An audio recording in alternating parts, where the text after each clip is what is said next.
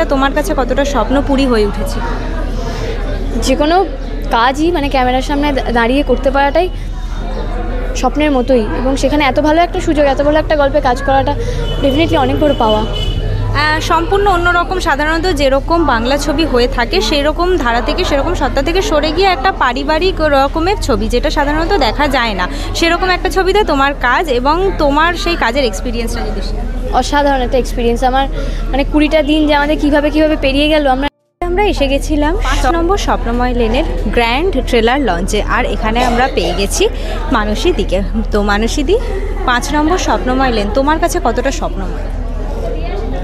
আসলে এই 55 বছর বয়সে এসে যেটা বুঝতে পারছি সেটা হলো স্বপ্ন আর ভালোবাসাটা না জীবনে অন্তহীন।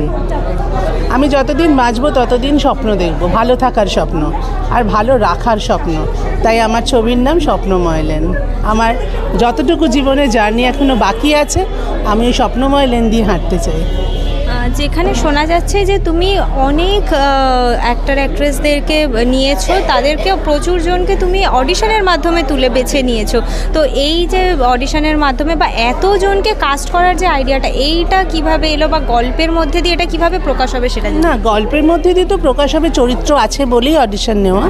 তো আমরা এটা বিশ্বাস করি যে আমাদের ইন্ডাস্ট্রিতে বহু অভিনেতা অভিনেত্রী আছেন যারা সেভাবে সুযোগ পান না, সুযোগ পেলে দে ক্যান প্রুভ দেয়ারসেলভস। এই ভাবনাটা এসেছে, আমি যেহেতু অভিনেত্রী, অভিনয় জগতে অভিনেতা অভিনেত্রীদের সঙ্গে মিশে বড় হয়েছি, কাজ করেছি, তাদের দেখেছি অনেক কাছ থেকে, তাদের কাজ করার খিদে দেখেছি।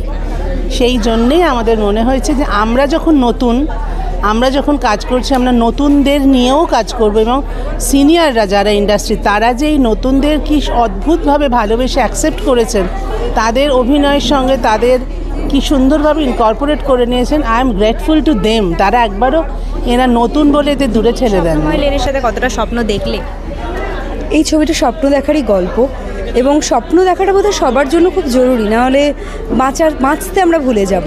তো স্বপ্ন তো দেখেইছি, এবং এই ছবিটা নিয়ে এটাই স্বপ্ন যে এই ছবিটা প্রত্যেকে দেখুক, এবং দেখে নিজের পরিবারকে ভালোবাসা বা নিজের পরিবারকে কাছে রাখার যে অঙ্গীকার, সেটা যেন সবাই করতে পারে, এই স্বপ্নটা আমি দেখছি। নিজের চরিত্রটা নিয়ে যদি একটু বলো। এই চরিত্রটা তোমার দেখে মনে হবে এটা তোমার পাশের বাড়ির কোন একটি মেয়ের গল্প। তো একদম সেরকম ক্যারেক্টার, ভীষণ সিম্পল, ভীষণ ন্যাচারাল, ভীষণ ঘরের একটা মেয়ে। এবং এখানে 2 বোন, আমি এবং অন্বেষা যেটা প্লে করেছি, দুষ্টু এবং মিষ্টি, তাদের নিজেদের পরিবারের প্রতি ভালোবাসা এবং পরিবারকে আঁকড়ে ধরার বা পরিবারকে এক করার সেই গল্প কিন্তু এখানে তোমরা দেখতে পাবো।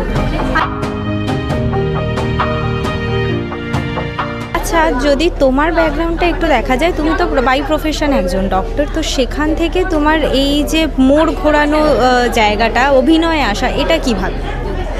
আমি ফার্মাকোলজি মাস্টার্স, এবং আমি অনেক দিন ধরেই মেডিসিনের সাথে এবং মেডিকেল ফিল্ডে যুক্ত রয়েছি। বাট হ্যাঁ, অভিনয়টা ছোটো থেকে করি, মানে ছোটো থেকে আমি ক্লাসিক্যাল ডান্সার ছিলাম, কত্থক ডান্সার, এবং থিয়েটারও করেছি। সেই সূত্র দিয়েই আর কি আমার এই ইন্ডাস্ট্রিতে আসার একটা ইচ্ছা ছিল, এবং অভিনয়ের প্রতি আকর্ষণ তো ছিলই একজন পারফর্মার হিসেবে। এবং তারপরে আস্তে আস্তে হতে হলো আর কি, হচ্ছে এখনও তোমাদের আশীর্বাদে, এবং আগামী দিনে আশা করি আরও ভালো কিছু করতে পারবো।